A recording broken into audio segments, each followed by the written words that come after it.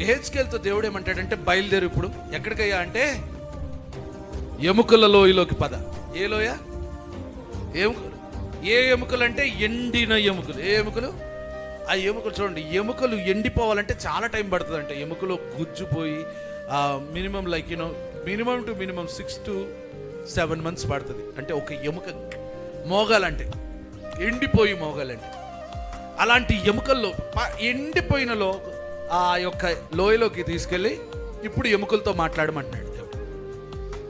ఎముకలతో మాట్లాడితే ఎముకలు, ఎండిపోయిన ఎముకలు జీవమును పొందుకున్నాయి. హల్లెలూయా. నా శక్తి చూడండి, శక్తి చేతనైనను బలమైన చేతనైనను కాదు, కానీ నా ఆత్మ ద్వారా దీన్ని చేతు. నువ్వు ఎప్పుడైతే దేవుని ఆత్మ మీద డిపెండ్ అవుతావో, నీ జీవితంలో ఎండిపోయిన ఎముకల వంటి పరిస్థితులను కూడా తిరిగి తెచ్చుకోగలుగుతావు నువ్వు. ఆమేన్. నీ జీవితంలో అనేక సంవత్సరాల కిందటే నువ్వు వదిలేసుకున్న ఆశలు, కోరికలు, హృదయ వాంఛలన్నిటిని కూడా తిరిగి దేవుడు నీకు పువ్వుల్లో పెట్టి తిరిగి ఇవ్వగలుగుతాడు. అయితే ఆత్మను అనుసరించి ఆలోచించాలి. ఆత్మానుసారమైన మనస్సు, జీవం, సమాధానం.